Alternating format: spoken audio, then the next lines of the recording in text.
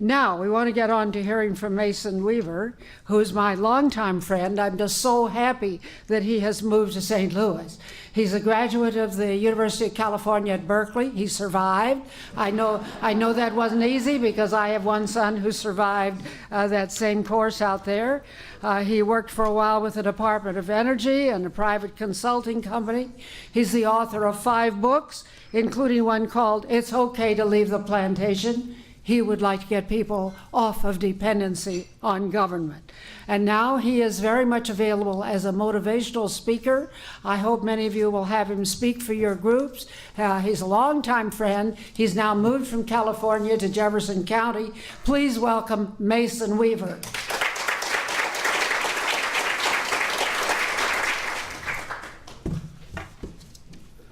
Thank you very much. I appreciate my good friend Phyllis Shapley for that great introduction, and thank you, Joan, for inviting me out. To all you wonderful folks here, it's really, really great to be back home. I never thought I would return here. 43 years in the wilderness called California, the land of the fruits and nuts. I was born here in St. Louis, 1950. My mother was able to go to a hospital called Homer G. Phillips Hospital. Now, Homer G. Phillips Hospital was created by Dr. Homer G. Phillips because black women could not give birth to their children in the hospital here in St. Louis. He didn't protest, he didn't demonstrate, he didn't ask for a government grant, he just built a hospital. So I was born in Homer G. Phillips. My mother looked at me and my older brother at age of 8, 9, and 10 and thought we were heading in the wrong direction. And instead of begging and borrowing and crying and whining and asking for government handouts, she moved us out into the deep, deep country of Jefferson County, where I grew up. Now, I was raised in St. Louis, but in Jefferson County, I ran across these things called white folks. And it was interesting, you know, I mean, really, it was interesting. I found out that white folks wasn't like the story I heard on the news and in papers. They were actually humans. If you cut one, they bleed. If they cut you, you'll bleed. I grew up in this little small town in Jefferson County, and I had friends and I had enemies, but no one cared in the DeSoto school system how I did in school. They didn't care if I was a poor black kid. They didn't care if I came from a broken family. They didn't care. They only cared, did I do the work? And I was very happy for that because I could do the work. But in St. Louis, I had a program that I was going to be kept 2 years in the 5th grade because of special program for more money for them. But in DeSoto, I was able to graduate or prepare to graduate a year early. And I was ready to graduate. I go to my student council, my counselor whose job it was to give me to college. And I wanted to go to college, and he said, Mason, why would you want to go to college? The guidance counselor. Why would you want to go to college, Mason? All you would do is take a seat away from a more deserving white kid. Let me call out to the shoe factory and see if I can get you a job with the other colored boys. Now, folks, he wasn't doing that out of hatred. I want you to understand what I'm going to say tonight. Racism is not about hatred of somebody's race. He just did not want me to compete against his kid. That's all. He just didn't want me to compete against his children. And I was thinking, what an idiot. I mean, you're not going to stop me from going to college. So I ignored him. And I go down to the gym, to the basketball court. I went to an all-white school, so I never knew how really good I was at basketball. I'm just saying.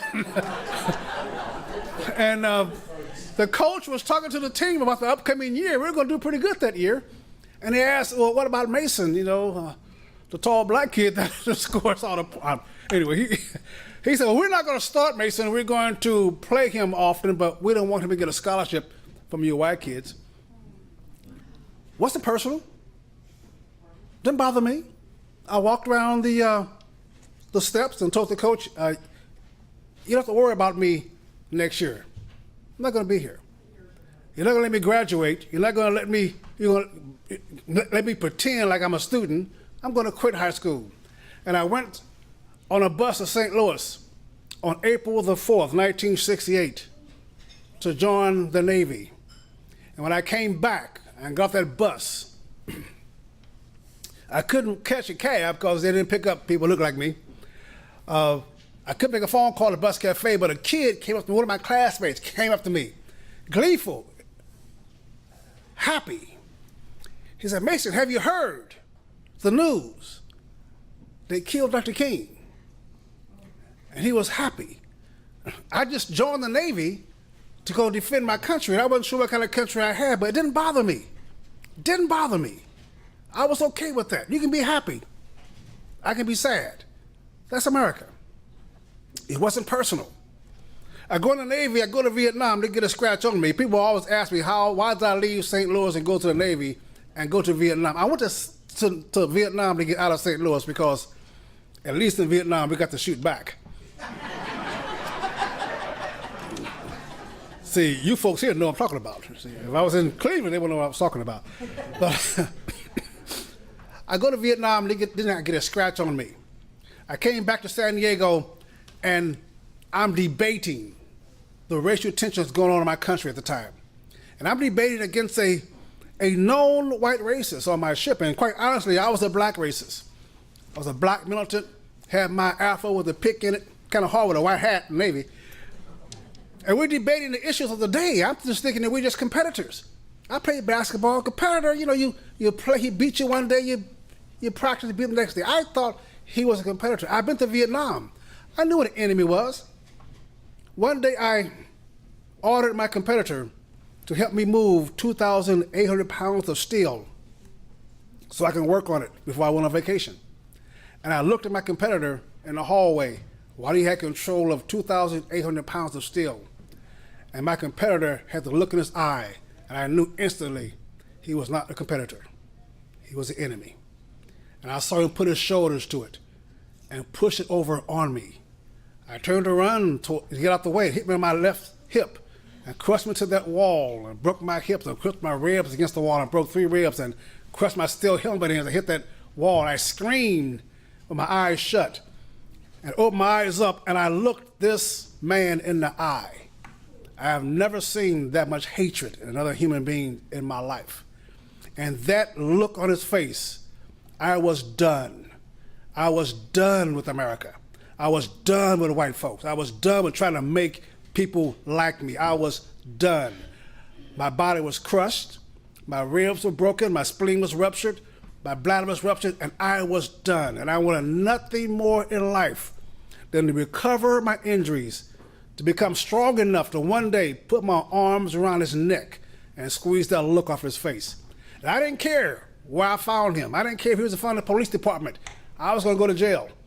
I was going to take that look off his face. That anger, after all those racial things in Missouri and all those racial things on the ship, that anger came down on me so hard, I threw away all reason.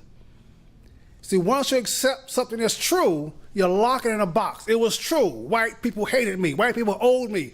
And I began to associate with other people that believed the things I believed about America and myself. We had a pity party. White men owe me something. White men owe me this, owe me that. And I went to Berkeley. I ran across the Black Panther Party. It was founded in Oakland. And they hated everything. And you get to feed it to yourself. I started working for Ron Dellums, the communist ex-mayor of Oakland, of Berkeley, became U.S. congressman. Hated America, tell you that. I worked for Pete Stark and George Miller. I campaigned for Alan Cranston. Wore my dashiki. I took Swahili. I have a degree in black history. I was everything you feared. I was dangerous. And I'm here to tell you about black liberalism, how I came out of it, why I came out of it.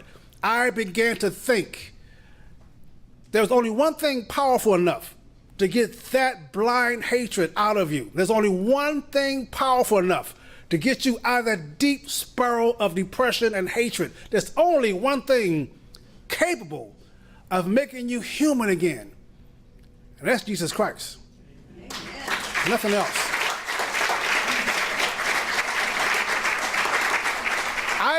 I've had this emptiness in me because of the testimony of the lifestyle of people I know around me.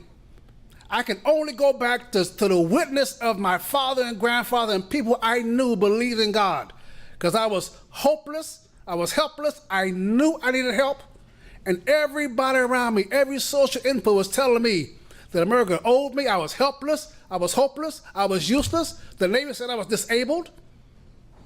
And I began to look for Christ. I didn't know if you seek, you'll find.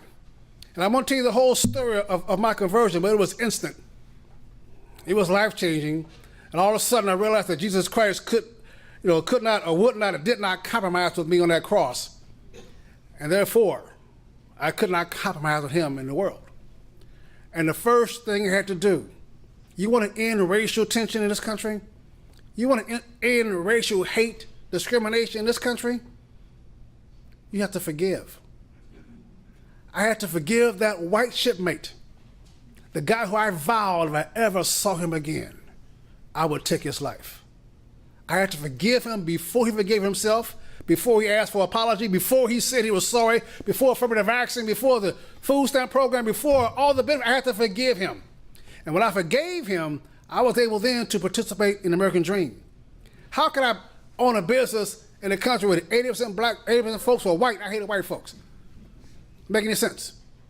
But I began to look. I still had this racial identity given on me by the liberals. I still thought I was inferior. They would say things like, black folks were African kings and queens.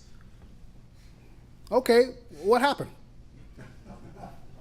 What happened? You're going to celebrate the African kingdoms, but I'm here in change now. What happened? And I began to look for that. And I'm going to tell you what I found in that journey, in that search. I looked for two things. Because I was a new Christian, I looked at slavery in the Bible.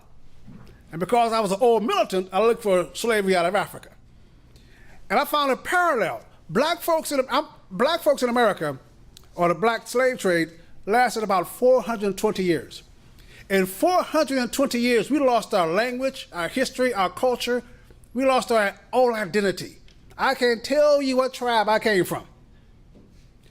The Jews were separated out of Israel for 2,000 years. In every country, on every continent, embraced in every country. They didn't have a Jewish enclave where they only spoke Hebrew. They embedded themselves in the culture in Greece and Ireland and England and Russia and Germany and South America and the United States. They became those citizens, but they still were Jews. For 2,000 years, no country ever spoke Hebrew as a national language. For 2,000 years, no nation ever kept the feast days as a national holiday. For 2,000 years, Jewish customs were not embedded in any nationality. But on day one, 1948, Jews came from Ireland, Sweden, Germany, America, speaking Hebrew back to Israel, with their language still intact, with their customs still intact, and the history still intact. Black folks came out of captivity in America, could only speak broken English. And I asked myself the question, what was the difference? Why is it that the Jews came out of the whole world back to Israel speaking their language? Because those Jewish mothers in the kitchens in Ireland and Germany and Russia, those Jewish mothers taught their children who they were. Taught the language, taught the custom, taught the tradition, and taught them why, gave them the names and why they had the names. The African slave trade in America, the first thing they did was to destroy the family. Took the man out of the home, took the encouragement to protect the children, gave it to master. On the slave trade in America, we became wards of master, not wards of ourselves. That's the difference. That's why liberals hate the family. That's why they hate manhood. That's why they hate depending on your family. That's why they have cliches in the black community saying, give something back to the community. What's our older community? Give me the bill. You never hear them say, give something back to the family, to your wife, to your kids. The problem in the black community is that there's no family. There's no family structure. On the plantation, you never had the need of a family. This is called tribalism. My latest book, tribalism. It is a fact that on the tribe, the master gets all the freedom, he gets all the women, he gets all the power. That's why Bill Clinton can do what he did and still be at the convention speaking. Tribalism. This is why Jesse Jackson can have a out of wedlock baby, bring the pregnant woman to the White House and still be a leader. He's a tribal chief. It doesn't matter. That's why you see black communities, poor black churches. And the congregation is poor, and they brag about the preacher's Cadillac. Tribalism. When you challenge the thinking, you are challenging the tribal instincts to support the tribal chief. Liberalism is an abusive belief. If you ever seen an abused woman, she's not being abused for lack of knowledge. You guys think liberals just have to be explained to. They just don't understand. Let me explain. You just go tell them this. Liberals don't care about the truth. They care about the tribe. Your truthfulness is irrelevant to them because they don't believe what they're saying. They don't believe what they're saying. They just want to give you something to argue about because you are talking facts, and facts is like a brick to a liberal's head. It's painful for them. So they get off track by making you think and defend yourself. You start debating with a liberal, and in 30 seconds they call you a name. You're mean, you're racist, you're rich. They call you a name because you stop discussing the facts and start defending yourself. Who cares if you're a racist? I don't care if you're a racist. I had a neighbor in California that flew the Confederate flag. Bless his heart. I was a talk show host. He knew I was a talk show host. He knew my beliefs. He was a liberal school teacher, union member, and he flew a Confederate flag. And one day he said, "Mason, does this flag offend you?" I said, "Why would your flag offend me?" He said, "Well, you know, you people." I said, "What you mean tall, handsome, rich black men? What are we talking about?" You people. He said, "Well, you know, what does the flag represent to you? What it symbolizes to you?" I said, "Your flag symbolizes the flag of the losers."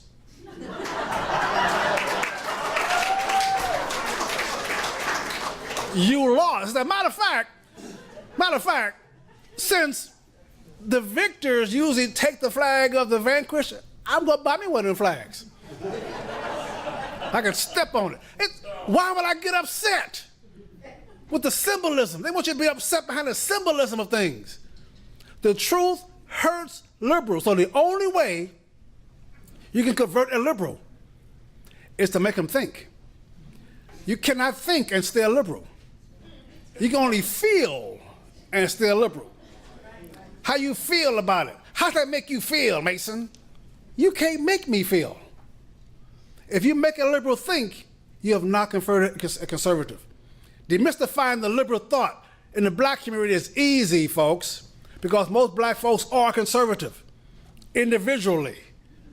But the tribe is liberal. So we'll give up our individuality for the tribe. But if you make something personal and conservative, we will win. Let me give you an example before I close here. In California, Obama got 95% of the vote in California. And not surprising. But we also had a proposition called Prop 8, homosexuality, gay marriages. Yeah, guess what, folks? Black folks said, whoa, wait a minute now. That became between your beliefs and my God. Now it's my God and your beliefs. Obama is cool. He's a black guy. I can vote for him. He's cool. Like supporting a black boxer. He's a black guy. I can support him. But God and me, 72% of black voters voted against same-sex marriage. 72%. Now, not just that though. In liberal California, Prop 8 was successful in every county. I'm talking about San Francisco. I'm talking about LA. Every county. When you put the issue between God and them, that's why they hate God so much. They hate the truth, and they want you to be silent, because when you speak the truth, it never, ever, ever comes back void. The reason liberals hate the truth so much, the truth will compel you to act. If you accept the truth about any topic, you are compelled to act, and they are afraid of what the truth will turn them into. This election cycle, let's be free. This election cycle, let's not be afraid to take the truth wherever we are. It will never come back void. This election cycle, you have young men like me, 20 and 30 years ago, angry, frustrated, hateful, scared, and embarrassed. But the truth will tear away that emotion. The truth will bring the light of day. The truth will create in each one of them the ability, the desire to take care of their own. They will stand up and they will join you, and we will take back our nation. God bless you, and God bless America.